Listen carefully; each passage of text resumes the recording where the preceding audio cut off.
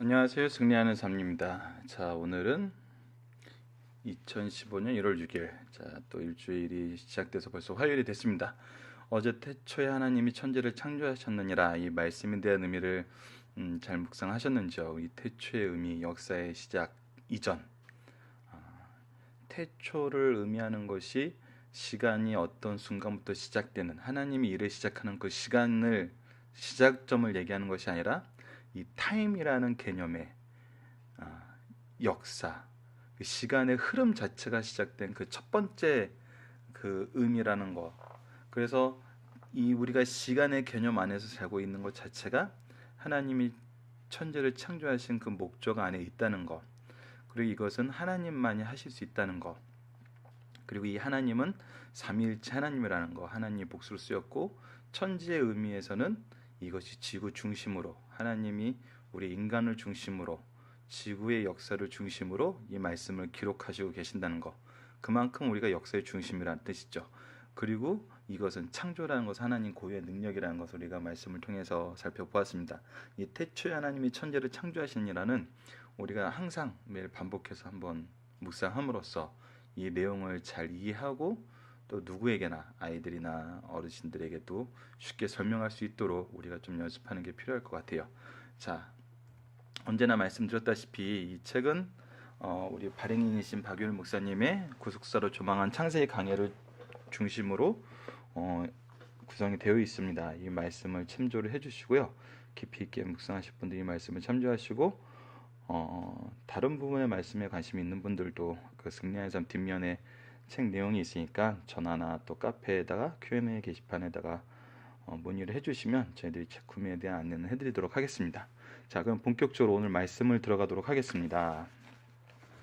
오늘 본문의 말씀은 창세기 1장 3절로 5절입니다. 창세기 1장 3절로 5절 말씀을 저희들 간단하게 한번 읽어보도록 하겠습니다. 하나님이 이르시되 빛이 있으라 하시니 빛이 있었고, 빛이 하나님이 보시기에 좋았더라. 하나님이 빛과 어둠을 나누사 하나님이 빛을 낮이라 부르시고 어둠을 밤이라 부르시니라. 저녁이 되고 아침이 되는 이는 첫째 날이니라. 자, 이 말씀을 통해서 우리가 한번 빛이 의미하는 것은 무엇일까 한번 묵상을 해보도록 하겠습니다. 본문에서 나타나는 빛, 그리고 이 저희가 성경의 레퍼런스로 드리고 있는 요한일서, 고린도후서, 누가복음, 맨 아래쪽 말씀은 저희 본문인 창세기 1장 5절이죠. 이 말씀을 통해서 이 빛이 의미하는 것은 무엇일까 한번 차례대로 묵상을 한번 해보도록 하겠습니다. 우선 우리 본문 말씀에서 알 수 있는 것은 빛은 하나님이 창조하셨다는 거. 그거는 분명하죠. 그리고 이것이 하나님이 보시기에 좋았더라는 거, 완벽하였다는 거. 어떤 면에서 완벽했는지, 그러면 그거를 한번 우리 이 본문 말씀을 통해서 한번 보도록 하겠습니다. 자, 우선 요한 1서 1장 5절을 보면, 우리가 그에게 듣고 너에게 전한 소식은 이것이니 곧 하나님은 빛이시라. 그에게는 어둠이 조금도 없으시다는 것이니라. 여기서 말하는 것은 하나님은 의의 빛이시라는 것이죠. 하나님에게는 어둠이 없어요. 죄된 것이 없어요. 죄는 하나님과 반대되는 것을 말해요. 그렇다면 그것이 이 밤이라고 부르는 이것과는 또 어떤 의미가 있을까? 창세기 1장 5절에서 이것은 맨 마지막에 다시 얘기하겠지만, 날이라는 개념을 하나님께서 우리에게 선언해 주시기 위해서 빛과 어둠이, 여기서는 의와 죄라는 의미에서 상반되어 있지만, 빛과 어둠은 하나님의 창조 시스템에서 시간의 경과를 얘기를 해줘요. 그래서 이 빛이 시간의 기준이 된다는 걸 얘기를 해줘요. 빛은 즉 시간의 기준이 되는 거죠. 하나님께서, 그래서 우리가 넷째 날 해와 달과 별이 이 첫째 날 빛과 다른 것은 무엇이냐면, 하나님은 이 빛을 통해서 역사를 시작하셨어요. 이 부분은 약간 과학적인 설명을 빌려오자면은 특수 상대성이로 얼마 전에 굉장히 한국에서는 인기가 많았던 인터스텔라, 여기에 보면 그게 나와 있죠. 우리 빛이 시간의 기준이기 때문에 중력이 굉장히 강한 곳에서 빛의 속도에 가깝게 우주선이 날면은 시간이 천천히 흘러요. 그래서 잠깐 그 행성에 갔다 왔는데 행성 밖에서 기다리던 그 과학자는 몇십 년이 지나고 그 안에서 또 연구를 하고 외로움을 굉장히 길게 느끼는 그런 것을 볼 수 있었죠. 그래서 이 시간의 흐름이 다르다는 거, 즉 빛은 시간의 기준이 되는데 이 시간의 기준을 우리에게 설명해 주는 걸로 이제 첫째 날이라는 거, 아침이 되고 밤이 되니 이는 첫째 날이라 그랬는데 하나님이 정하신 이 기준을 우리가 직접 눈으로 볼 수 있게 만든 게 바로 해와 달과 별들을 통해서 운행을 통해서 우리가 그것의 기준을 하나님이 정해놓으신 이 지구에게 주신 시간의 기준을 우리가 이제 알게 해주시는 거예요. 그래서 14절 말씀해 보면은 때와 시와 날을 이제 구분할 수 있게 하기 위해서 이 해와 달과 별을 주었다는 말씀이 있어요. 우리가 잠깐 정확하게 찾아서 한번 읽어볼까요? 창세기 자 하나님 1장 14절 하나님이 이르시되 하늘에 궁창에 광명체들이 있어 낮과 밤을 나누게 하시고 그것들로 징조와 계절과 날과 해를 이루게 하라. 즉 광명체들을 놨다는 것은 하나님이 정하신 이 시간의 기준을 우리가 이제 보고 확인할 수 있게 만들어 놓은 거예요. 그래서 첫째 날의 빛은 하나님의 영광의 빛이고 하나님의 시작의 기준이 되는 그 빛이지. 이 부분에 대해서 이제 무신론자들이 굉장히 비판을 많이 해요. 근데 우리 이제 본문 묵상에서도 어거스틴이 말한 그 말씀을 목사님께서 적어 놓으셨는데 하나님의 영광을 드러내기 시작하신 거거든요. 그리고 드러내시면서 우리에게 주시는 그 시간의 역사의 기준을 설정을 해주시는 거예요. 그래서 이 부분이 이제 하나님의 능력과 하나님의 목적에 드러나는데 이제 고린도 후서 말씀을 연결해서 계속 보도록 하겠습니다. 자, 우선 하나님은 의의 빛이시고 그것을 드러내고 계세요. 두 번째를 고린도 후서 말씀을 보면 그것이 더욱더 분명하게 드러나요. 어두운 데 빛을 비추라 말씀하시던 그 하나님께서 예수 그리스도의 얼굴에 있는 하나님의 영광을 아는 빛. 무엇을 아는 빛? 하나님의 영광을 아는 빛.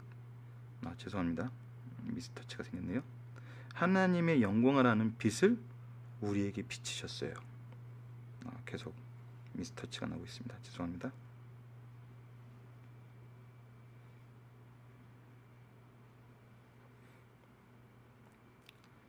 영광을 아는 빛을 우리에게 나타내셨어요. 즉 하나님의 영광을 우리에게 드러내고 계신다는 거예요. 누가복음 8장 16절에서는 등불에 대한 비유는 더욱더 분명하죠. 누구니 등불을 켜서 그것을 그릇으로 덮거나 평생 아래 두지 아니하고 등경 위에 두나니 이는 들어가는 자들로 그 빛을 보게 하려 하며 숨은 것이 장차 드러날 것이 없고 감추인 것이 알려지고 나타나지 않을 것이 없느니라. 하나님께서는 우리를 보여주세요. 우리에게 하나님을 나타내세요. 그래서 첫째 날 빛을 만들었다는 것은 무슨 얘기냐면 하나님이 자신을 우리에게 드러내셨다는 거예요. 이거 굉장히 중요한 의미예요.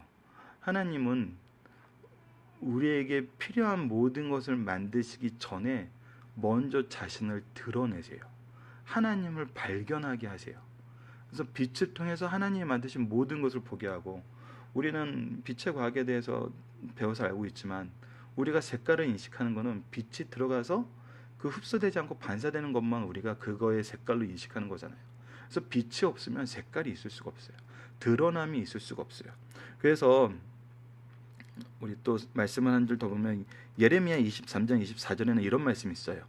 여호와의 말씀이라 사람이 내게 보이지 아니하려는 고 누가 자신을 은밀한 곳에 숨길 수 있겠느냐.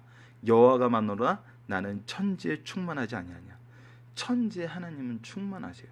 그래서 우리가 이 세상을 보면서 하나님을 발견할 수 있어요. 이것이 이제 우리가 평상시에 표현하는 자연계시죠. 자연을 통해서 우리가 하나님을 발견할 수 있어요. 근데 이 자연계시의 풍성함은 이 특별 계신 말씀을 통해서 하나님을 바로할 때 더 풍성하게 할 수 있어요. 빛을 통해서 우리에게 그분을 나타내시고 계시하는 그 능력을 우리가 이 특별 계시를 통해서 발견하지 않으면 자연 계시에도 적용할 수 없는 거거든요. 자, 그래서 이 빛이 의미하는 것은 가장 중요한 것은 드러냄이에요. 하나님 자신을 우리에게 드러내는 거예요.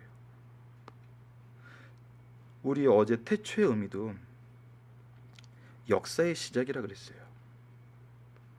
이거 모두 우리와 교제를 위한 거예요. 하나님은 우리에게 당신을 드러내는 걸 제일 먼저 하셨어요. 우리가 하나님을 먼저 바라보게 하셨어요. 그래서 이 빛이 의미하는 것은 하나님을 보게 한다는 거예요. 그래서 이 세상 살면서 가장 그 어떤 것보다 가장 중요한 것은 바로 하나님을 바라봄이에요. 이것이 창조의 역사에 드러난 첫 번째 의미예요. 빛이 우리에게 주는 의미는 하나님을 드러내고 우리로 하여금 하나님을 볼 수 있게 한다는 거. 이거는 내일에 있는 궁창에서도 더 드러나죠. 자, 그러면 오늘은 이제 본문 들어가도록 하겠습니다. 자, 본문의 중심 사상에 이 내용이 잘 정리가 되어 있어요. 첫 번째는 하나님은 이 천지를 창조하실 때 말씀으로 창조하셨어요. 말씀은 하나님의 능력이에요. 그리고 하나님의 뜻이 반영되어 있어요. 이 말씀 속에 하나님의 뜻이 발견된다면서 있기 때문에 이것이 바로 하나님의 말씀이고, 그리고 하나님이 말씀으로 천지를 지었다고 선언해주고 계시고, 이 말씀이 인간의 구원을 위해서 역사하세요. 최후의 심판도 말씀을 하세요. 이 성경이 기준이 돼서 하나님의 말씀 우리가 들어야 돼요. 말씀으로 창조하셨다, 빛이 있으라 하시고 그분을 드러내셨다. 이 두 가지 의미가 처음 우리에게 나타나는 건데 얼마나 중요한지 이제 알겠죠. 하나님을 바라보고 하나님의 말씀을 듣는 거, 하나님의 말씀을 듣고 하나님을 바라보게 하시는 거, 이것이 창조의 역사에서 우리에게 첫 번째로 주신 것이에요. 그냥 단순히 보는 게 아니라 하나님의 말씀을 듣고 하나님을 바라볼 수 있게 하셨어요. 그래서 이 말씀과 하나님을 바라보면 연결되어 있어요. 우리가 첫 번째 해야 되는 거예요. 첫 번째 경험할 수 있는 거예요. 그리고 하나님께서 제일 먼저 말씀으로 빛을 만드셨다. 이번 말씀을 보면은 더욱 드러나죠. 빛의 본성은 드러냄이에요. 창조주 하나님을 드러내셨고 그가 만드신 피조물을 드러내셨어요. 그래서 이거는 넷째 날 태양과 구별돼요. 이 빛은 신적인 은사와 능력을 상징하는 영적인 빛이에요. 어거스틴의 말씀입니다. 그러므로 이 빛은 삼위일체 하나님을 상징해요. 하나님이 빛이시고 그리스도가 빛이시고 성령이 빛이시고 하나님을 드러내는 거예요. 그리고 하나님이 마지막 3번에서 나타난 것처럼 날짜가 시작됨을 뜻해요. 이 빛은 활동 영역이고 어둠은 휴식 기간이에요. 이거는 인간의 육체를 가진 인간의 시스템이에요. 육체를 가진 인간의 시스템이 이제 활동과 휴식으로 나눠진다는 걸 얘기를 해요. 그래서 이 빛으로 나타나는 시간의 역사가 낮과 밤으로 이루어지면서 우리가 활동과 휴식을 반복하게 돼요. 이거는 모든 생물이 마찬가지예요. 그래서 이렇게 날짜를 지정하신 것이 하나님의 전능하신 시간의 순서에 따라 일하심을 보여주는 말씀이다. 이제 우리는 이 시간의 기준에 의해서 살게 돼요. 이 시간의 기준을 먼저 빛을 통해서 시작하게 하신 이유는 우리 7일날 나타나요. 날짜를 나누시고 장소를 나누셔서 하나님과 교제하는 방법을 확증을 하셨어요. 이것은 태초부터 이루어진 우리의 역사예요. 그래서 하나님은 항상 이 시간에 대해서 하나님이 정의를 내려주세요. 말씀에 보면은 안식일에 대해서 우리가 출애굽기 이후에 이제 이스라엘 백성이 안식일을 다시 섬기게 되는데 이 안식일에 대한 날짜도 오늘 이날부터 안식일로 시작합시다 이렇게 한 게 아니었잖아요. 하나님께서 만나를 주심으로 그 만나를 주신 날짜를 이틀 나는 거는 그 안식일로 기억할 수 있게 하셨고, 물론 이제 모세가 애굽 땅에 있을 때 그 애굽 땅의 그 날짜 개념이 어, 들어왔는지는 잘 모르겠어요. 그 부분은 좀 더 학자들의 연구를 찾아봐야 되는데 창세기를 기록했을 당시에 이미 시간과 날과 때를 구분한 거 봐서는 하나님이 어떤 말씀의 능력으로 이 일을 시작하시고 정해주신 것을 우리가 더 깊이 받아들일 수 있게 되는 것 같아요. 그래서 창세기에 나타나는 이 말씀은 날짜의 지정은 하나님이 전능하시지만 시간에 따라 순서대로 일하심을 보여주는 말씀입니다. 그래서 결국 창조 전체가 하나님의 질서의 계시라는 것을 또 우리가 알 수 있죠. 하나님은 질서 있게 일하신다는 것을. 자, 이제 마지막으로 이제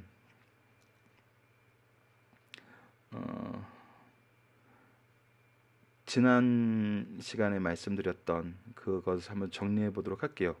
창조의 과정을 살펴봅시다. 그래서 창조의 목적에서는 빛을 만드셨다는 것을 하나님은 우리에게 나타내심을 얘기해요. 그래서 교제하시기 원한다는 것을 보여주죠. 그리고 창조의 능력에서는 시간이란 것은 빛이란 것은 시간의 기준이 되잖아요. 태초라는 의미는 하나님께서 영원에서 영원으로 이어지는 알파 오메가는 걸 얘기해요. 시간의 주관자라는 것을 얘기해요. 근데 이 시간의 주관자 했을 때 시간에서 하나님이 우리에게 또 말씀을 통해서 꾸준히 경험하게 하시는 것은 때를 인도하세요. 그러니까 무엇을 할 때 하나님께서는 이 때에 맞춰서 우리로 일하게 하시고 순종하게 하시고 하나님의 능력을 드러내고 하나님의 역사를 이끌어 나세요. 간단하게 말해서 우리가 구속사의 능력 있는 일꾼과 세계사를 이끌 만한 지도자 얘기할 때 요셉과 다니엘 얘기를 굉장히 많이 해요. 하지만 요셉과 다니엘이 총리가 되고 하나님의 능력을 드러내는 그 시기를 그들이 세상 방법대로 열심히 노력해서 계단 밟아가서 그 자리에 서지 않았어요. 하나님께서 애굽의 바로에게 바벨론의 느부갓네살에게 꿈을 꾸게 하시죠. 꿈을 꾸게 하셨다는 것은 하나님께서 요셉과 다니엘이 일할 때를 지정해 주셨다는 거예요. 그래서 하나님은 항상 이 때를 인도해 주세요. 우리가 생각하는 방법이 아닌 하나님의 방법과 하나님의 계획에 따라서. 그래서 구속사의 능력 있는 일꾼은 매 때마다 하나님께 순종하는 마음으로 현실에서 최선을 다해요. 그 모습을 보여주는 게 또 요셉과 다니엘이에요. 그래서 저희는 이 구속사의 능력 있는 일꾼을 육성하는 것이 저희들이 이 성경 공부의 목적이기 때문에 누가 구속사의 능력 있는 일꾼이냐 했을 때 이 일꾼의 개념은 어느 레벨이 돼서 어느 레벨에서 무슨 특별한 일을 하는 것을 구속사의 능력 있는 일꾼이라고 강하게 얘기하지 않아요. 성경은. 자, 요셉의 경우 언제부터 하나님의 구속사의 능력 있는 일꾼이었을까요?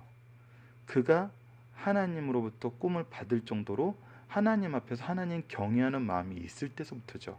즉 우리가 구속사의 능력 있는 일꾼이 된다는 것은 우리가 하나님을 경외하면서 하나님의 뜻대로 우리가 일하기 시작할 때부터예요. 그것이 태어날 때부터 되는 경우가 있어요. 세례 요한처럼 뱃속에서부터 예수님이 태중에 있는 것을 보고 기뻐 뛰놀 수 있거든요. 그래서 우리가 구속사의 능력 있는 일꾼이라고 얘기했을 때 이 창조의 역사에서도 보면은 때를 주관하신 하나님을 믿고 우리가 현재 하나님이 주어진 일을 하게 하신 그 일을 우리가 하는 거예요. 그때 우리는 이미 구속사의 능력 있는 일꾼으로 하나님이 우리를 통해서 하나님의 계획을 실현하실 그 목표를 이미 세워놓고 계세요. 그래서 하나님 우리보다 더 많이 일을 하세요. 이 천지 창조의 역사도 보면은 하나님은 6일간 일하셨어요. 하지만 인간은 어땠죠? 인간은 여섯째 날 창조하심을 받고 여섯째 날 문화 명령을 받아요. 이 문화 명령을 받고 이 문화 명령을 실천하고 하루 만에 하나님의 영광에 동참하죠. 하나님은 우리에게 이 영광의 날을 동참하게 하시기 위해서 여섯째 날을 일하셨어요. 우리보다 더 많이 일하시고 우리보다 더 많은 걸 준비하고 계세요. 우리가 구속사의 능력 있는 일꾼이 되게 하시기 위해서. 이거는 항상 그러세요.